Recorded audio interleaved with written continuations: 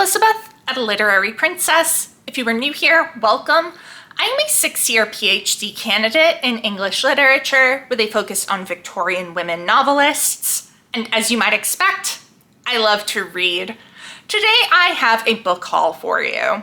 I got all of these in May, and I am, from now on until my birthday, not planning to get any more books. So I figured I would do the haul now. And I mean, really, I got most of these for free because of store credit. So, and then I had a gift card to Barnes & Noble. So it's a small haul, but I'm very happy with it. Let's jump in. So these first two I got at Barnes & Noble with the remains of a Christmas gift card. I got my husband to take me last weekend, I guess it was, which will be 2 weekends ago when you are seeing this because of how my filming works. Anyway, the first book I got is Ariel, the Restored Edition by Sylvia Plath.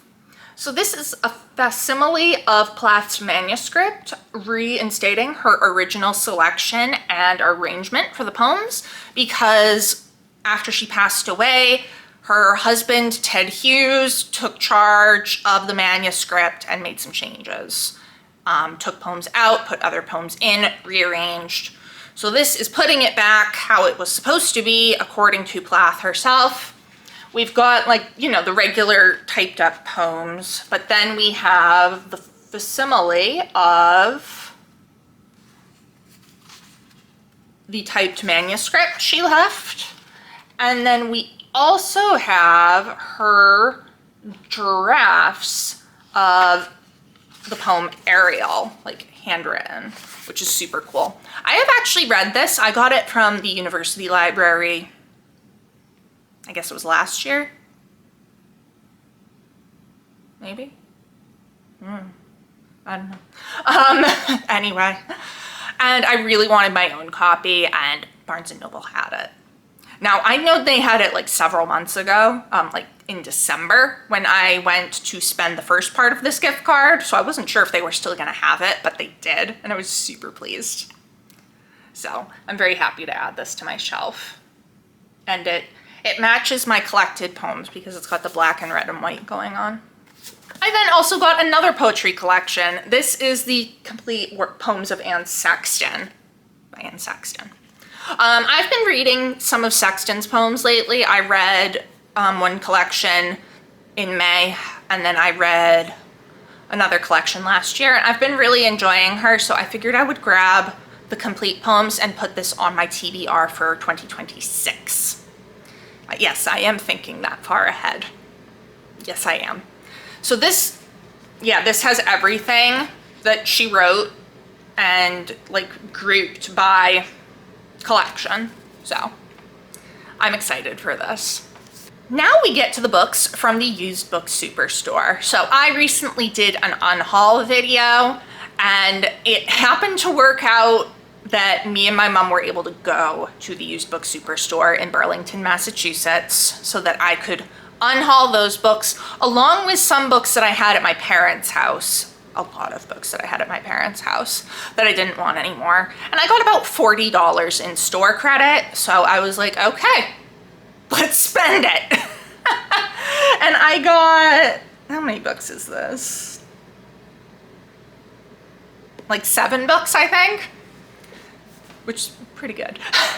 So we're gonna start with just this one work of modern fiction, and then we will go to the classics, because obviously that's where I spend most of my time, is the classics section. So this first one is Wintering, a novel of Sylvia Plath by Kate Moses. So this actually accidentally got put in the classics section, even though it was published, I think, in 2003. I'm assuming that somebody saw a novel of Sylvia Plath and thought Sylvia Plath wrote it. Maybe, I don't know. I don't know how any of that works over there. But I was like, you don't belong here. And I was like, but it's my like new special interest. For those of you who don't know, I have been having a Plath era since last year. So I was like, this is kind of interesting. I'm always a little hesitant to read novels about real writers. But it worked out really well last year with Godmersham Park, which featured Jane Austen. That was by Jill Hornby. So I was like, well, you know what? Let's give this a try. It was going to be free with store credit.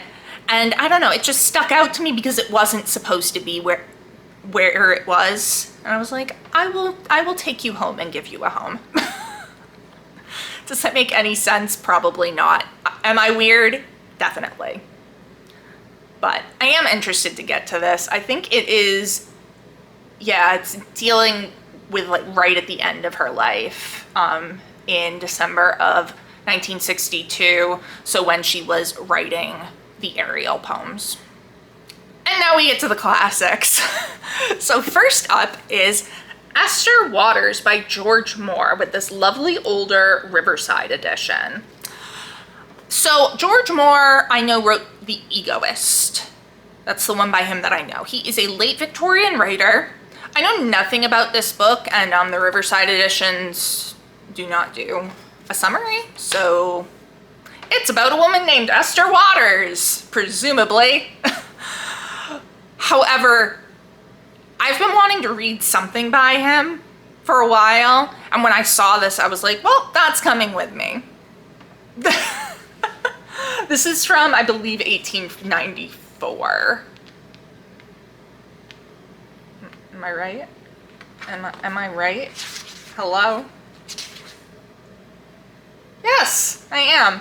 And it's got an introduction by Lionel Stevenson from Duke University. So, I don't know who that is. Hopefully it will be a good introduction. But I am looking forward to discovering a new Victorian writer, new to me. Next up, we have an Oxford World's Classic. This is A Portrait of the Artist as a Young Man by James Joyce. I bought a James Joyce book the last time I went to this store too. So I have a friend writing a chapter of his dissertation on this book, and we were just reading a draft of it in our writing group, and it got me interested because this book is not as like difficult as Ulysses. By far. So I was like, you know, maybe, because I feel like I really should read more Joyce. I've really only read one short story by him. So now I've got his short story collection, Dubliners, and Portrait of the Artist as a Young Man to give a go when I feel ready. Now for some penguins. First up is Frankenstein, the 1818 text by Mary Shelley. So I already have a copy of Frankenstein. It's also a penguin. Hold on.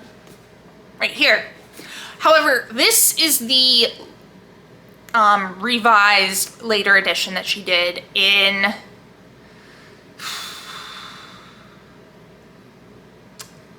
1830 something, 38, 37, something like that.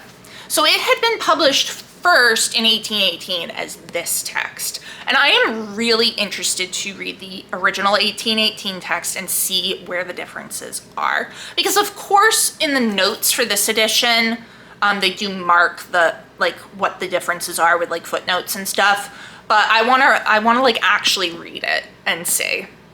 So I snagged this. I will say it's one of the newer penguins, so it's got the, it doesn't match.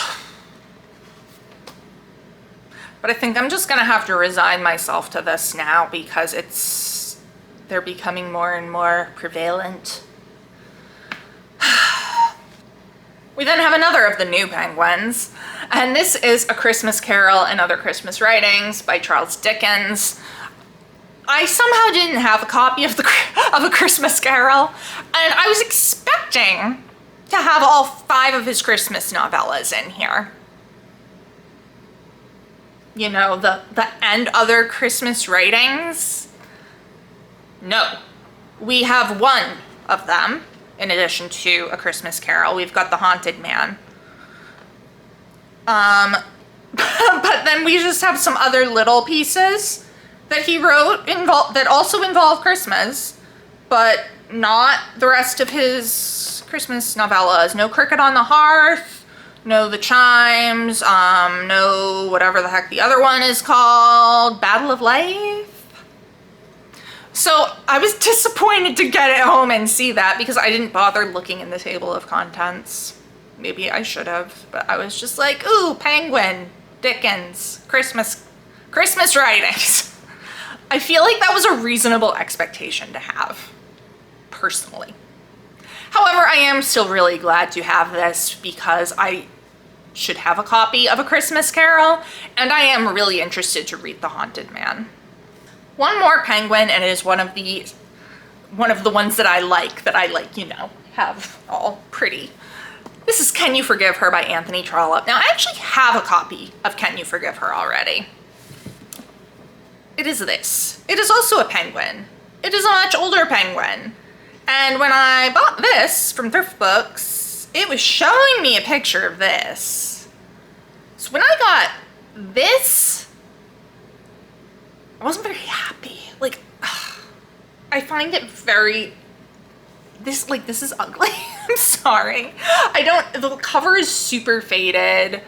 The spine is very, not that I mind the spines really being kind of worn out, but I don't like the orange, I'll be honest. So when I saw this, I was like, oh, that's coming home with me. I've not read this book yet. I have no idea if I'm gonna like it, but I would rather have this copy than the other copy. So, yeah. And then the last book is a book that I've been wanting to buy a copy of for a while, but I had not found the right copy yet. This is Little Women by Louisa May Alcott. So I used to have a mass market paperback edition of Little Women with the 90s movie cover. And I think I gave it to my Nana, but like I'm like, it's kind of ugly. It's mass market paperback. I wanted a pretty edition of Little Women. And you know, I've been to bookstores and I kind of look and I was like, like hadn't found the one yet. I've seen this edition on Tumblr a lot. I know a lot of people have it. And I just think it is so pretty. So they had a bunch of them there for like $11. So I grabbed it. I didn't realize how small it is. Like it's not, like if you compare it.